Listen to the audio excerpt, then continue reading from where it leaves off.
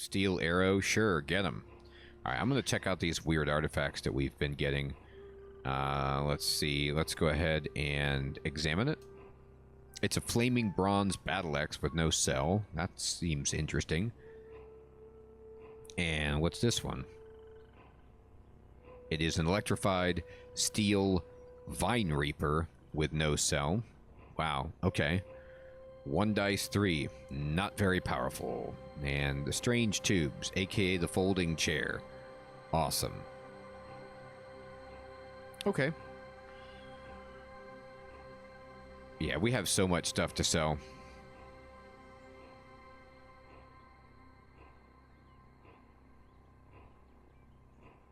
Oh, that does sound very cool, Mr. Kiwi. You discover a small star apple farm. All right. This is interesting. Like what? So if you wanted to harvest star apples for some reason, sure. Why not? Oh my god, I've become lost. I'm lost among the snapjaws. Well, nothing like finding more reasons for these snapjaws to hate me. I don't know if I can increase the enmity from them anymore, but it's at full levels. We've regained our bearings. Oh no, it's a baddie. It's a snout. Oh, it's just a boar. Alright, well. Boar we can kill. 2 experience. And let's go over here. Almost there. We made it. Go to the arrival location. Fantastic. Alright, let's go talk to our dude over here. First of all, I'm going to share the secrets. And we'll tell him about this secret right here. And backspace means accept. You muse over the secret with Zapor and gain some insight. 1,000 experience. Sweet. I don't have any secrets yet, but I'm going to get some more for you. Trust me. Hey, Key. Good evening, my friend. Good to see you. What do I think of procedurally generated history and plot? That's a great question. I don't like it if it's all there is, right? Because it can be just nonsensical, you know? But I like it if it's done tastefully within a structured amount of plot. Like, this game has structured plot and then just some random stuff therein. Now, however, I say that, but immediately my mind is taken to Dwarf Fortress, and with Dwarf Fortress, I like the procedurally generated history of the different rulers and learning about it as people create artwork to commemorate events, you know, from a long time ago, and you can find ruins from these old places. So it's kind of cool in a game like that where it's not as much about the story. I don't know if that makes sense. What do you think about it? Or what does anybody think about it? In the chat, if you guys want to talk about it. Yes, I have books for you. Alright, look how many books I've got. Oh my god, yes. Here. Take this one, this one, this one, this one, this one, this one. Just take all my books.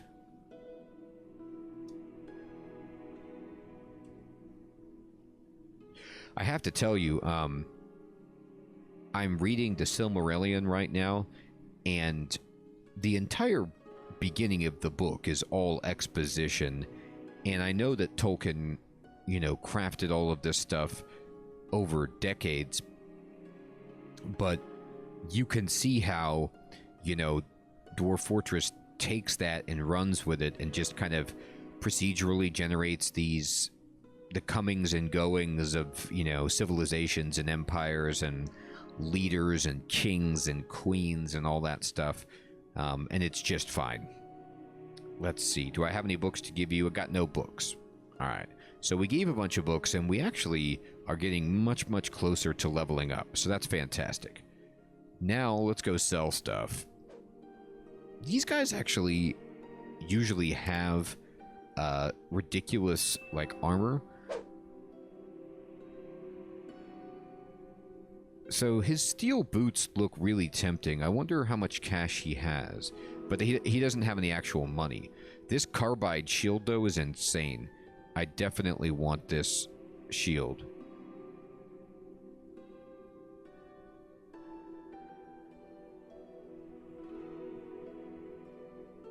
Yeah, that makes sense, Key. But then also, you know, on the flip side, as you saw, I'm, you know, playing Underrail, you know, games that have, like, a crafted story that's really, really well done, and that's also fantastic.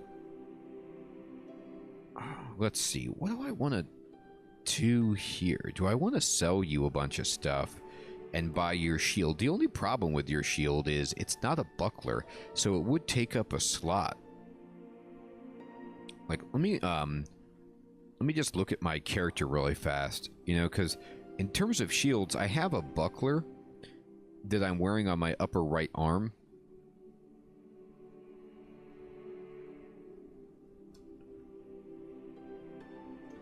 But a shield would, I think, not leave my hand free.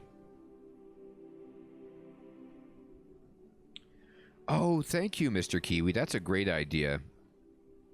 Yeah, because I'm finding... I think it's interesting, you know, and there's a lot of nice stuff built into the history. Learning about, you know, the migrations of the gods and the elves and all that stuff, but there's no story. It's just like somebody basically telling you a fantastic history, you know, and after a while you're like, okay, wait a minute now. But it's really interesting.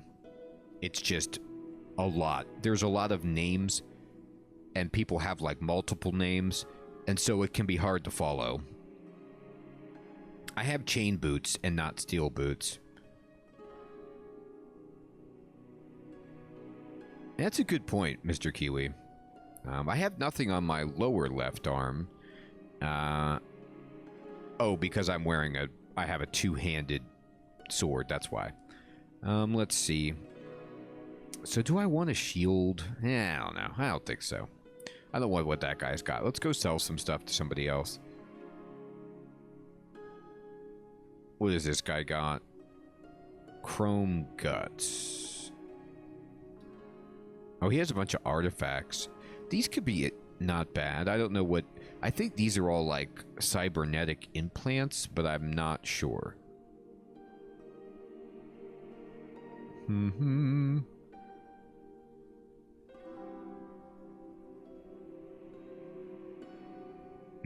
Where's the vendor? There's the pilgrim. There's the pariah. There's the dude. Now these are mechanimists. I don't really want to try to trade with these dudes. I'm ripping myself apart in the dangerous grass. Well, we could check out the shoe shop while we're here. Oh, I think everybody's sleeping. What are you up to? The amoeba farmer. That boggles the mind. Alright, do that. Alright, so it's, you know, not... It's the middle of the night here. Alright, let's see if anybody wants to tend to their shop. Here we go. What do you sell, buddy? Wine. Alright. Well, I mean, interesting. Food. Potions. Here's the hats, the haberdasher. Let's see what you've got, Habs.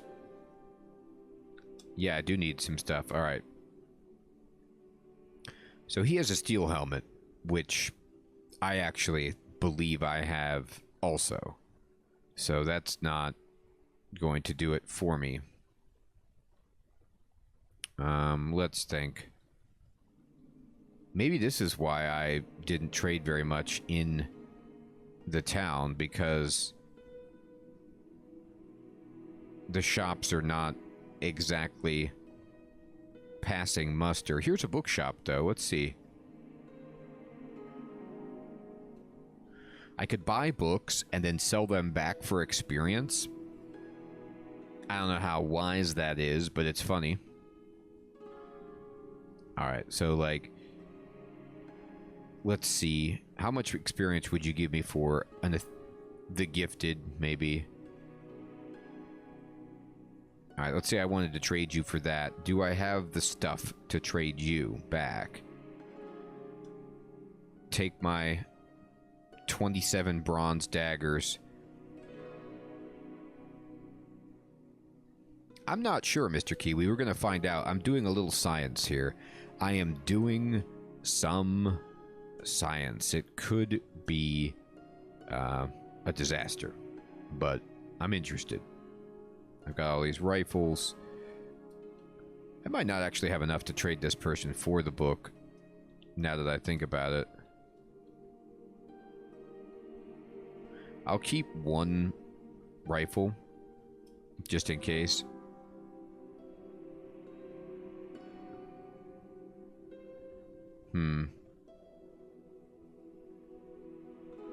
I've managed to come up with 117 value of just items that I have rolling around. But it's not very much.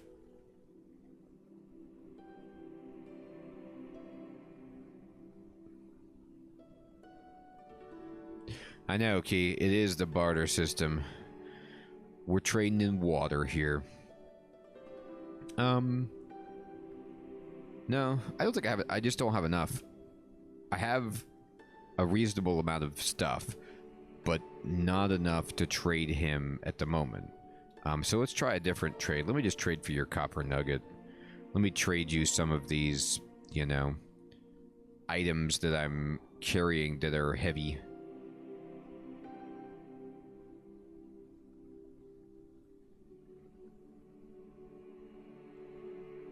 Let's see if he can. Oh, he did. Okay, he can pony up the water. Okay, so he can just pull the water out of nowhere. It says 0 drams at the bottom, so I was worried he wouldn't be able to. But yeah, let's just sell him for water. The water is heavy too, of course. But we can also just trade for, you know, copper nuggets and be okay with that.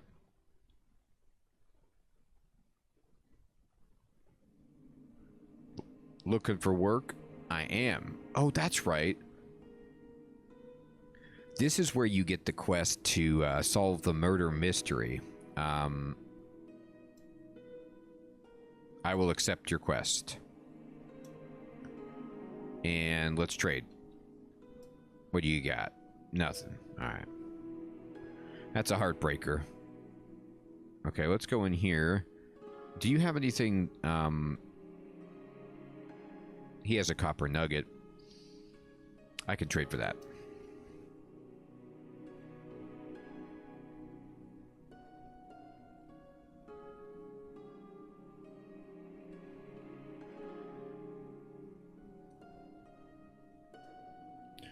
Almost there, buddy.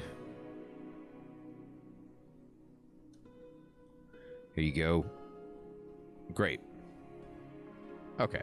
So now let me see myself. I've eliminated some of my weight, but I might want to... You know what I'm going to do? I'm going to use my Joppa recoiler, go back to Joppa,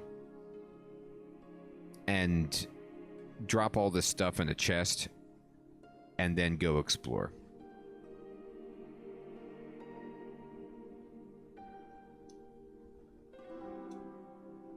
I am transported, and we are back in Joppa. Actually, my good buddy Tam might be able to trade with me on this. You never know what Tam's going to have, right? So he does have some artifacts, some things that we might want to trade for. Probably not.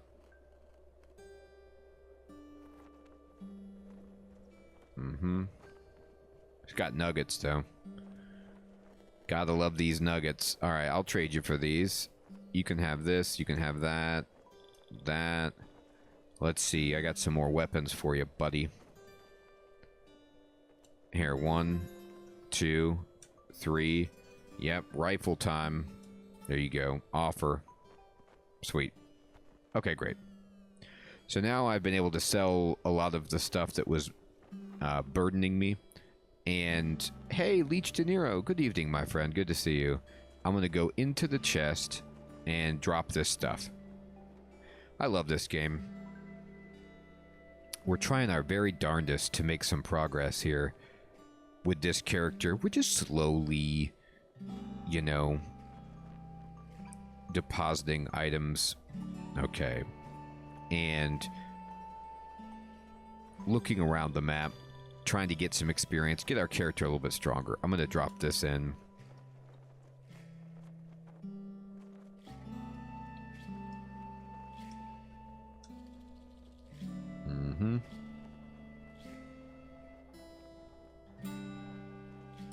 You can have that metal folding chair. I don't think I'm going to do much with it.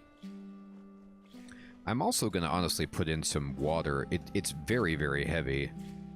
I don't need to carry around as much as I am. There. Let's see. What else do I want to drop off?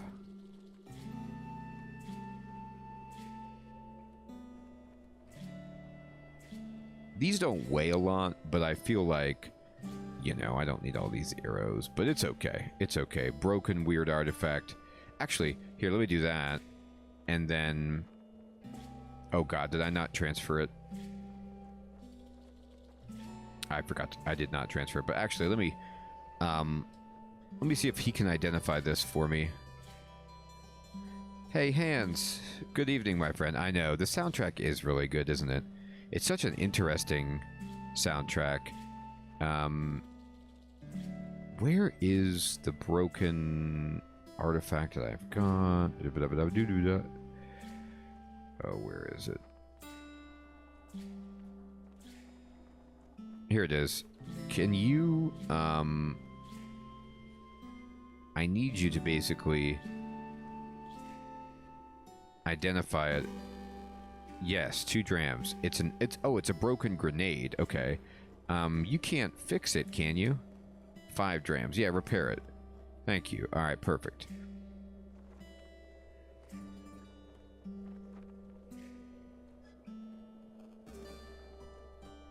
All right. And we're going to then go back to this chest and store the items. Hey, James. Good evening, my friend. You like this music paired with a lot of games? I think that's a great idea. Just have the soundtrack playing. There's a bunch of games that I like that don't really have much music at all, and sometimes no music. And that I could totally see this being a good atmospheric kind of thing to mix in. It really gives Qud a personality that elevates it. Like, it's already great. You know, the random text, the overarching lore of the game, the old school graphics, but the music just brings it together and makes it like a completely unique and identifiable experience. Like, you're just like, yes, I am playing Caves of Qud. There is no mistake. It has a feel. Okay, let me put that in there. Put that in there. I don't know if I need... I definitely don't need these muskets or this bow or this shotgun, really. Certainly not the chair. We already talked about all this water. Okay. And then transfer. Yeah, I think that's a good way to put it, Leech De Niro. It does have a feeling of grandeur because, like, when you zoom out to the world map, it's enormous. And it has a real gravity and, like, a weight to it, a seriousness. Okay, let me...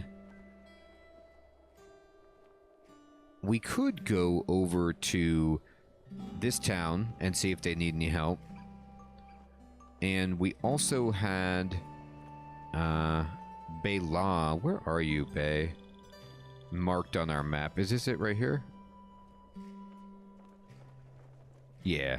So we could go up to Bela and do the mystery, but I'm actually going to go over to Kayakuya and see if they need any help.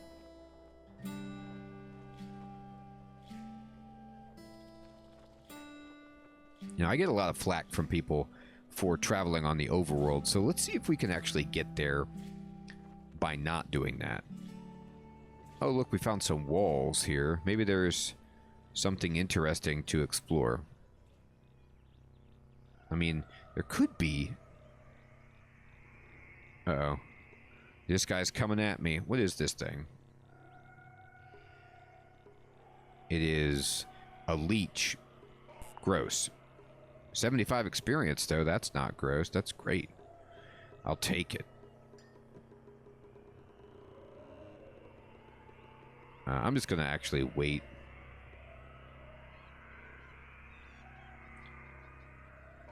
Bonded? Disgusting. I don't want to bond with a leech. Get out of here with that. I do want all your experience, though. So, I'll blast my way through. Alright. This is really good experience. If you were ever looking to level up your character, one of the things you could do is fight droves of leeches. Many thought them to be a medical solution, but we know that they're sinister. Leeches bond for life. They do. Like swans, except in all the wrong ways. Oh, it's a boar.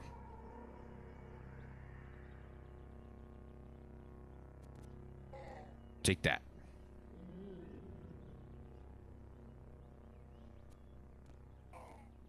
Oh, it was a cannibal. I like how some of the things at this point, I mean, like 7 experience from the cannibal. Like, here comes another cannibal. Man, 37 damage. Our character just whomps stuff. Granted, that was with our two-handed sword. So we have, you know, a lot of strength and a lot of weapons. Let's kill these snapjaws. They've got chests. They've got 2 chests. Yes. Take them down. Ooh, ooh. Uh-oh. Uh-oh. They're coming after me. Alright, let's see what you got. Studded leather armor, iron mace, I guess. We'll take the copper nugget for sure.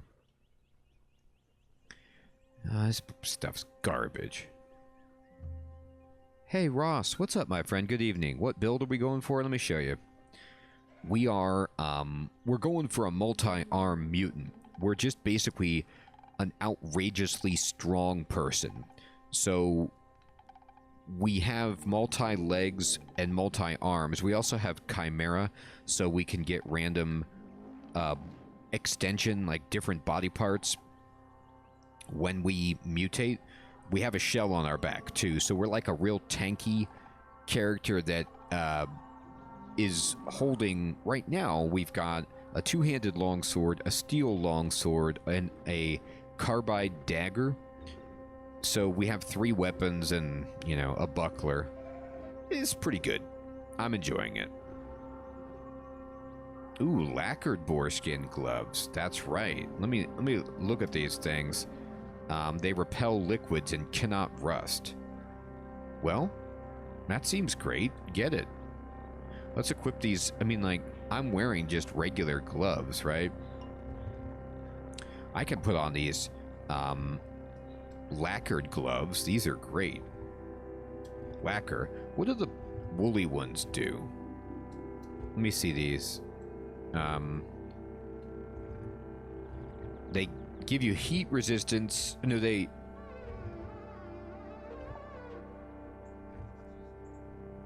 Oh, it gives you... It just gives you heat and cold resistance. Great. It feels like that, Mr. Kiwi. Definitely. It's got an air of we don't know what's going to happen. At one point, I have a tail on this character, but it's a... Like, so I grew a tail as well, but it doesn't do anything. I can't wear anything on it, and it's not like a scorpion tail that lets me do damage. It's just this, like, kind of decorative tail, I guess. Oh, I gotta eat. Let's whip it up. We find these ingredients: a terrible apricot, a flake of shale, a glow crow feather, and a flake of shale. I mean, I like that it's a terrible apricot. It's like, God, this is the worst apricot I've ever seen. Throw it in the pot. It's mostly a shale soup. It's like stone soup, but it does the job. I'm not a good cook, but the secret is just not being a picky eater. It is, Mr. Kiwi. It was like a bunch of shale. Ooh, here's that leech. Yes.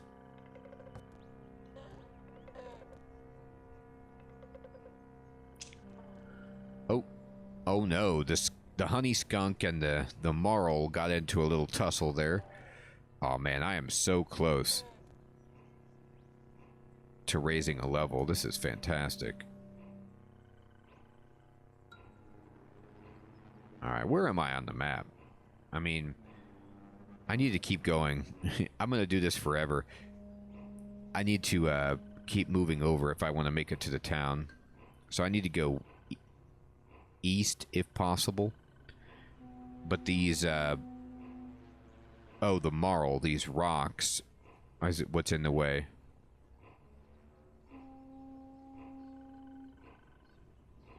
Nice, Alex.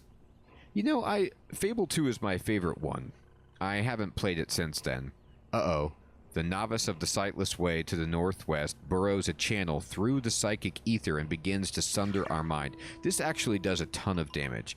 So what we need to do is run over to this guy, and I don't know if we can kill it in time.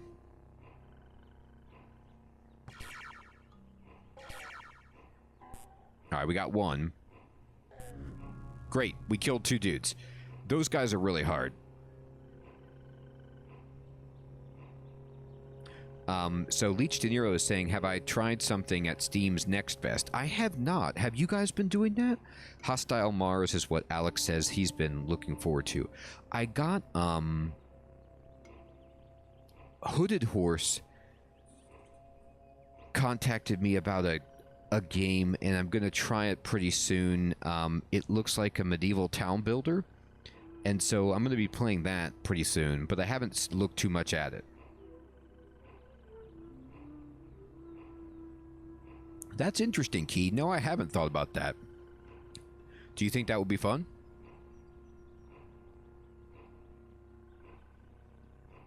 Yeah, Ross, that was going to be my next plan, basically. And thank you for explaining that. So, like, when they start burrowing through your mind, it does a ton of damage.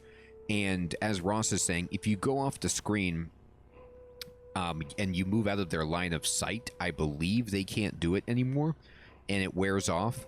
So I could have started to sprint right there and just run away. But what I did was I just shot them with my electro bow, because it does a ton of damage. Yeah, that's what it is, Alex. Manor Lords. So I'm looking forward to trying that out. It seems cool.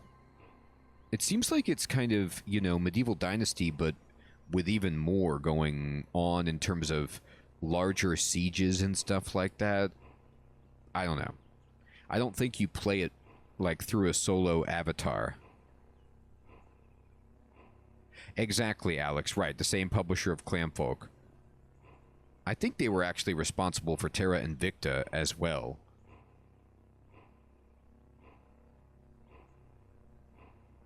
Okay. So let's see.